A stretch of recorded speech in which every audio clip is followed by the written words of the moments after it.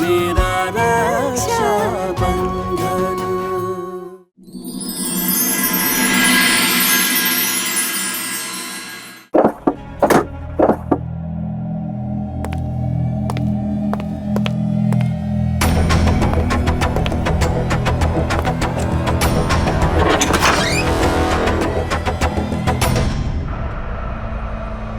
এভাবে লক কে করেছে? তুমি তো জানোই কাল বাবা মা আমাকে কত কথা শুনিয়েছিল, কত কিছু বলেছিল, আর আজকে আমাকে এমন একটা ছেলে দেখতে আসছে যাকে না আমি চিনি না ও আমাকে চেনে না, আমাকে বোঝে। আমার নিজের বাবা আর মা, আমার ফ্যামিলি আমার থেকে আমার ভালোবাসা কেড়ে নিতে চলেছে। আর ওই স্যান্ডি, ও জানেও না যে ওকে ভালোবাসার কারণে কতটা শাস্তি পেতে হচ্ছে আমাকে এখানে।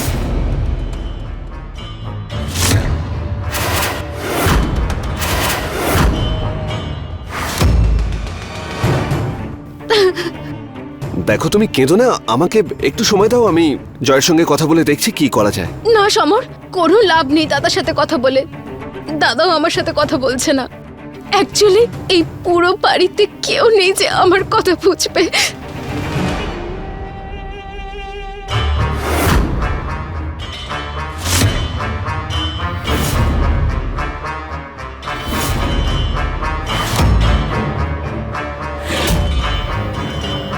আমি দেখছি বললাম তো কি করতে পারি তোমার জন্য। না সমর, তুমি তো গেস্ট এই বাড়ির।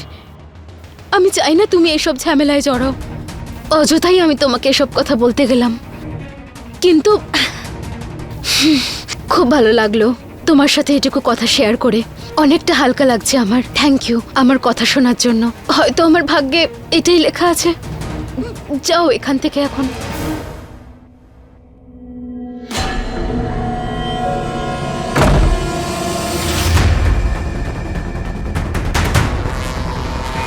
হ্যালো স্যান্ডি, স্যান্ডি আমাকে দেখতে ছেলের বাড়ির লোক আসছে।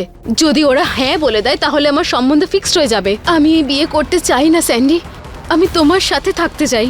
আমি ভেবে নিয়েছি আমি পালিয়ে যাচ্ছি। তুমি এই বাড়ির বাইরে আমার সাথে হ্যাঁ সামনের মোড়ে দেখা করো, চায়ের দোকানের কাছে, ওখানে দেখা করছি, ঠিক আছে? কনক প্লিজ এরকম করো না। আমি তো তোমাকে বলেছিলাম আমার অবস্থা এখন ভালো নয়। আমি এখন তোমাকে নিয়ে ভালো করে রাখতে পারবো না। Shut up! আমি টাকা গয়না সব অ্যারেঞ্জ করে নিয়েছি, কোনো প্রবলেম হবে না স্যান্ডি।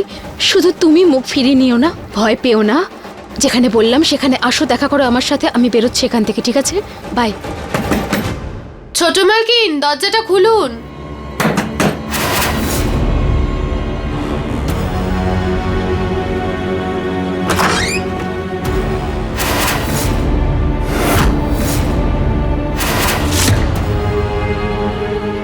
দুই ভাই বোন মাথায় চড়ে বসেছে আমার। কি হয়েছে? ওই দাদা আমাকে বলল দেখতে যে আপনি তৈরি হয়েছেন কি হননি। ছেলের বাড়ির লোক তো চলেই আসবে। জানি আমার সময় খারাপ চলছে, যাচ্ছি ওদের জন্যই রেডি হতে। কিন্তু তুই যদি এইভাবেই আমার সামনে ঘুরে বেড়াস তাহলে কিভাবে হব রেডি? যা এখান থেকে, বাইরে থেকে লক করে দে, আমি আটকাবো না ভেতর থেকে। হ্যাঁ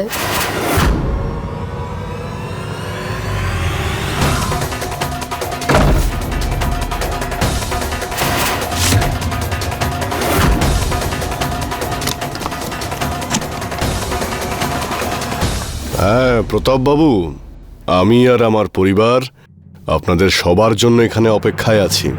নমস্কার। বড় মালিক এই যে। শিবরাজ, সব ঠিক আছে তো? মানে আমি বলতে চাইছি কনক ওর ঘরেই আছে তো? হ্যাঁ বড় মালিক, সবকিছু ঠিক আছে। আপনি আমাকে এই জিনিসগুলো আনতে পাঠিয়েছিলেন তো, আমি রশনিকে ওখানে রেখে এসেছি। তুই এগুলো এখানে রেখে দে, ছেলের বাড়ির লোকেরা এক্ষুনি চলে আসবে। হ্যাঁ। পূর্ণিমা, তুমি একবার কনকের ঘর থেকে ঘুরে এসো, দেখো তো রেডি হয়েছে কিনা। ছেলের বাড়ির লোকেরা এক্ষুনি চলে আসবে। ঠিক আছে। রোশনি, কনক তৈরি হয়ে গেছে? হ্যাঁ বড় মালকিন, এতক্ষণে তো হয়ে গেছে। আধ ঘন্টা আগে আমাকে বললো যেন কাউকে ভিতরে না ঢুকতে দিই। উনি চেঞ্জ করছেন। আচ্ছা, ও কিছু খেয়েছে? ঠিক আছে, আমি গিয়ে বরং কথা বলি, দেখে তো আসি আমার মেয়েটাকে সাজগোজ করে কেমন দেখতে লাগছে।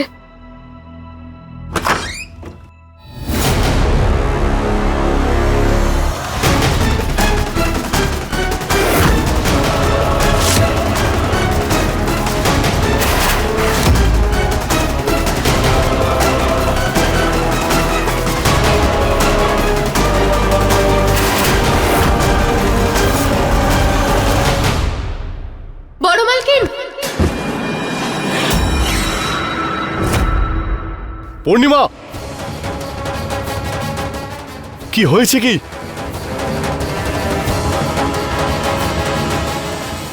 তোমরা আমাকে এভাবে জোর করে বিয়ে দিতে পারো না, সেজন্য আমি চলে যাচ্ছি স্যান্ডিকে বিয়ে করতে।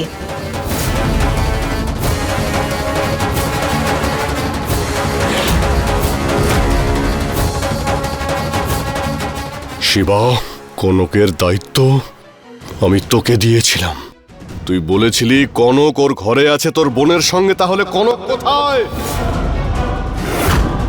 ছেলের বাড়ির লোকেরা চলে আসলে ওনাদের আমি কি উত্তর দেব? কি উত্তর দেব আমি?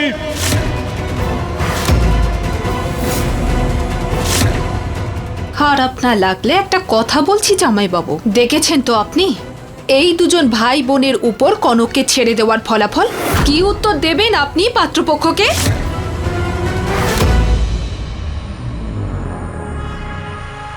কিন্তু ও স্যান্ডির সঙ্গে পালিয়ে যাওয়ার প্ল্যানটা করলো কি করে?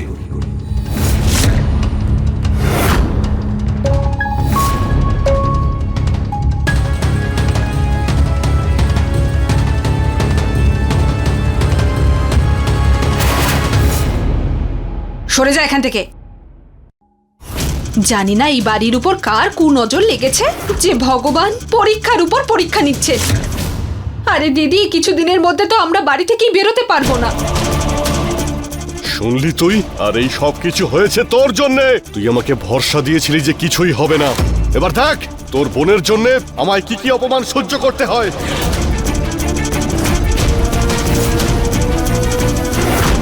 শিবা, আমি জানি না যে তুই কিভাবে করবি আর কি করবি। তুই যেভাবেই হোক ওকে খুঁজে নিয়ে আয়, আর যতক্ষণ না ওকে পাচ্ছিস তুই আমার সামনে আসবি না, তোর মুখ আমায় দেখাবি না। বাবা, শিবার দ্বারা কিচ্ছু হবে না। আমি যাচ্ছি সমরকে নিয়ে। চল সমর।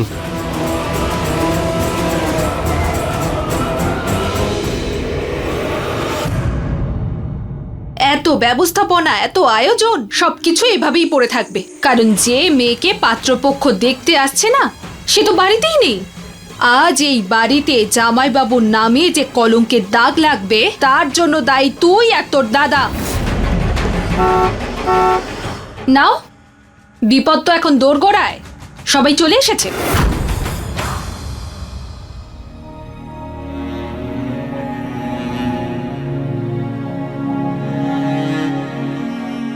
মা, তুমি সবসময় আমার বিশ্বাসের সম্মান রেখেছো, আমার দাদার মান রেখেছো।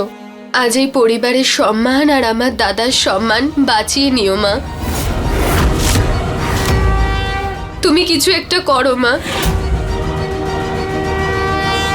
আপনাদের স্বাগত। জয় মাতা দি।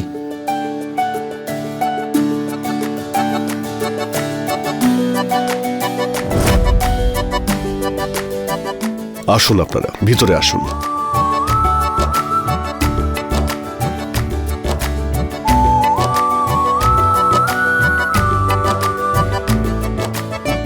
পূর্ণিমা, ওনাদের জন্য তুমি জল খাবার নিয়ে এসো। আচ্ছা। পূর্ণিমাদি, এই সমস্ত খাওয়া দাওয়া তো চলতেই থাকবে। একবার যদি আপনার মেয়েকে পছন্দ হয়ে যায় তাহলে তো সম্পর্ক জুড়েই যাবে। তাহলে কোনো না কোনো অজুহাতে তো আসা যাওয়া লেগেই থাকবে। তখন খাওয়া দাওয়া হবে আরাম করে। এখন তো আপনি আমাদেরকে সবার প্রথমে কনক মাকে দেখান।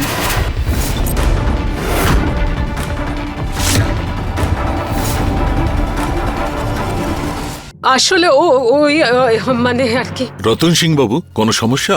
না মানে আরে না না, আরে আমাদের আদরের মেয়ে না, তৈরি হতে একটু বেশি সময় নিচ্ছে। আজকালকার ছেলে মেয়েদের তো আপনারা জানেন, ওদের তো সবকিছু একেবারে ঠিকঠাক ভাবে চাই। আপনারা একটু কথাবার্তা বলুন, ও তৈরি হয়ে চলে আসবে। আরে রোশনি, অতিথিদের জন্য একটু চা জল খাবারের ব্যবস্থা কর। আমরা জানি বাচ্চারা এই সময় নিজেদের ইচ্ছেগুলো পূরণ করবে না তো কখন করবে।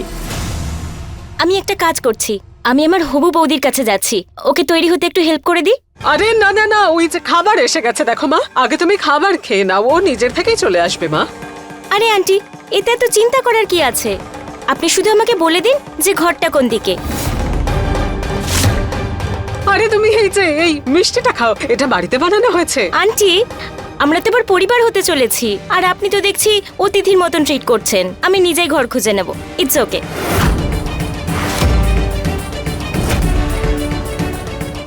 আরে রোশনি, তুই গিয়ে অতিথিদের জন্য একটু ভালো চা করে আন না। মেয়েটা ওপরে গেছে, তুই গিয়ে দেখ, আমি এখানে সব সামলাচ্ছি। এক কাজ কর, তুই গিয়ে কনককে দেখ, এত সময় লাগাচ্ছে কেন, আমি চা নিয়ে আসছি। আরে কে আছো? চাটা নিয়ে এসো, দেরি হয়ে যাচ্ছে। বৌদি, তোমার ননদ বলছি, আমি কি ভিতরে আসতে পারি?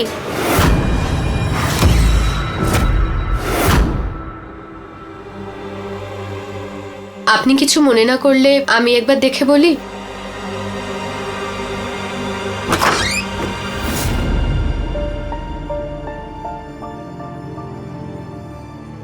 পূর্ণিমা, আমার মনে হয় যে এখন ওনাদের সব সত্যিটা বলে দেওয়া ছাড়া আমাদের কাছে আর কোনো উপায় নেই।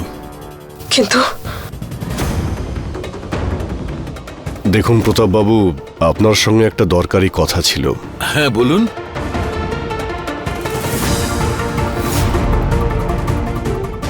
আসলে কথাটা হলো, আমার মেয়ে কনক। হ্যাঁ, পরিষ্কার করে বলুন।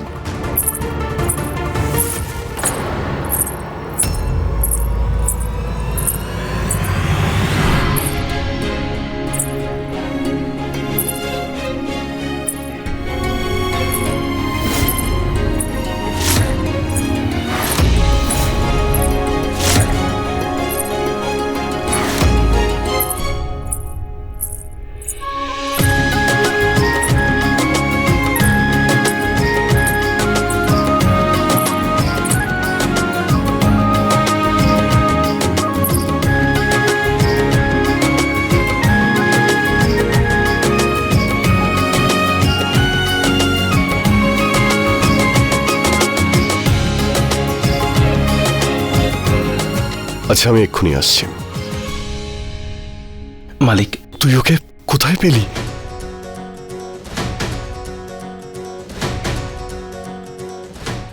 এই সব কিছুই দেবী মায়ের কৃপাতে হয়েছে বড় মালিক।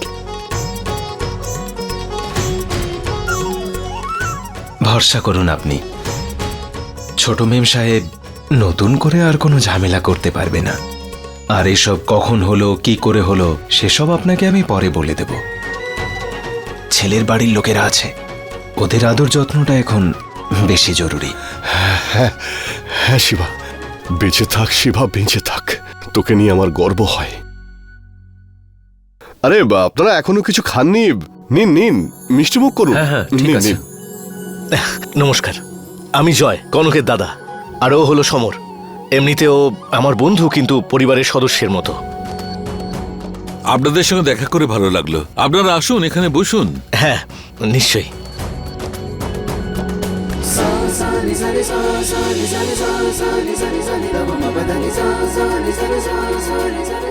দাদা, তুমি শুধু বড় মালিকের সম্মানটাই নয়, আমার সম্মানটাও বাঁচিয়েছো।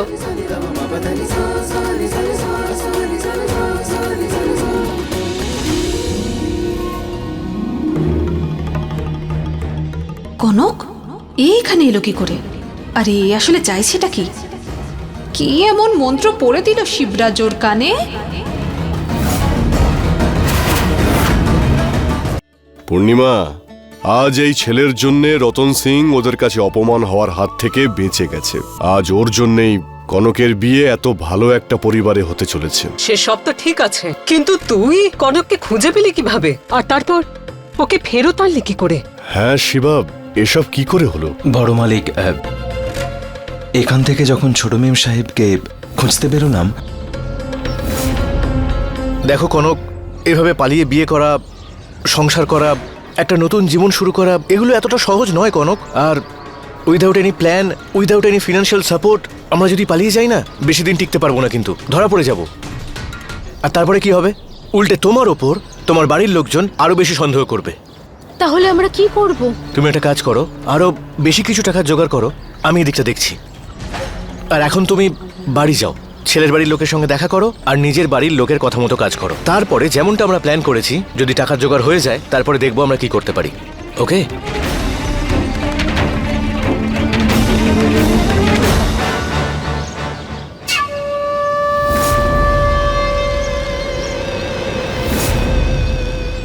দেখো দাদা, যেমনটা তুমি বলেছিলে আমি কিন্তু তেমনটাই করলাম। তুই তো একেবারে দারুণ অ্যাক্টর ভাই।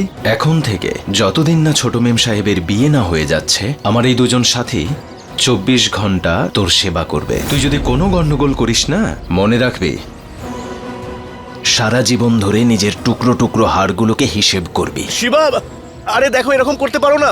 আরে ছেড়ে দাও শিবা। খুব ভালো শিবা, খুব ভালো, খুব বুদ্ধি করে কাজ করেছিস তুই।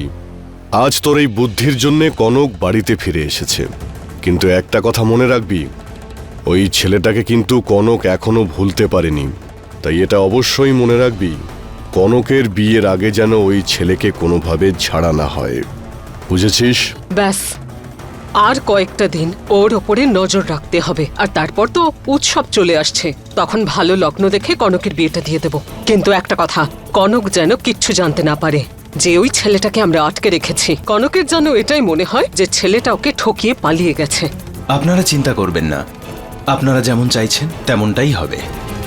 বেঁচে থাক রে শিবা, বেঁচে থাক। ঈশ্বর তোর মঙ্গল করুক। মানে এবারের পুজোতে বাড়িতে বড় সড়ো গন্ডগোল হতে চলেছে। আরে সবই তো ঈশ্বরের খেলা। জয় মা মহামায়ার জয়।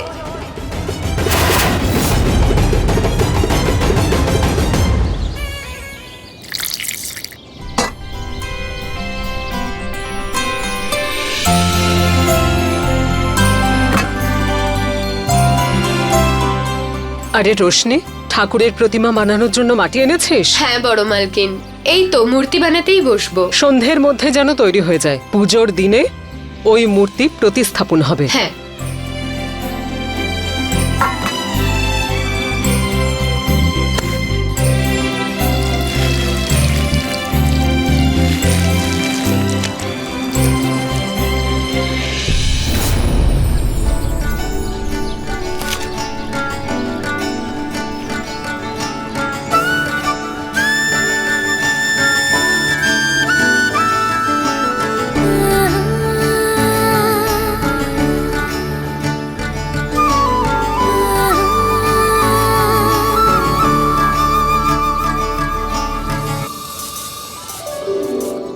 জানো, যদি আমি দুর্গা প্রতিমার মূর্তি বানাই তাহলে তোমার থেকেও ভালো বানাবো।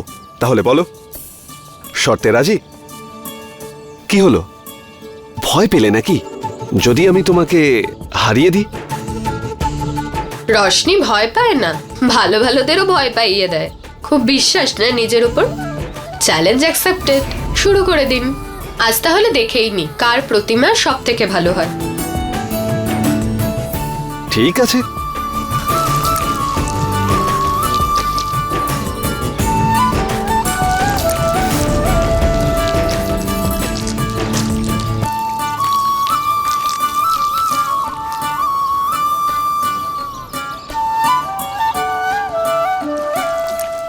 মাটিতে তো ওটা মেশানোই হলো না, না হলে তো মূর্তিতে ফাটল ধরে যাবে।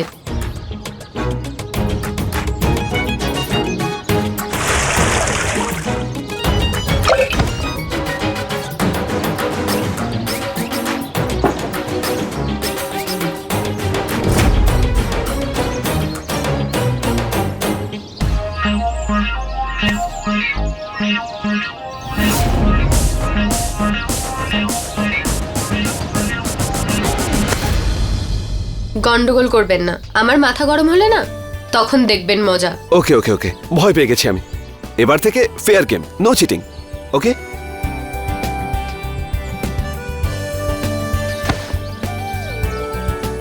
ছোকরুটে মেয়ে একটা।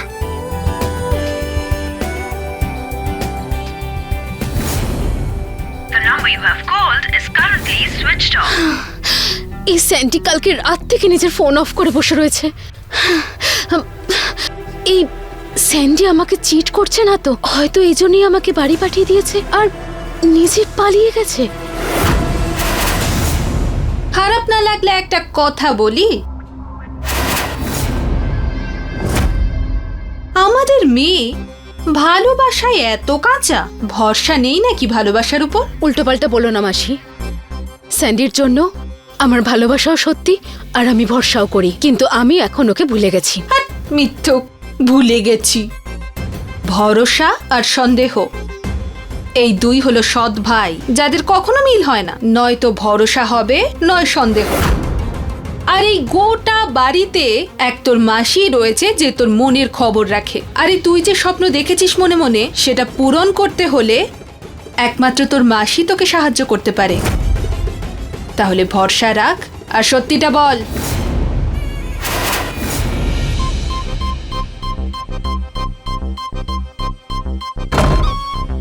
কিভাবে সাহায্য করতে পারো আমাকে? আমি জানি যে স্যান্ডি কেন ওর ফোন বন্ধ করে রেখেছে, কিন্তু তার বদলে গিভ অ্যান্ড টেক কি হবে?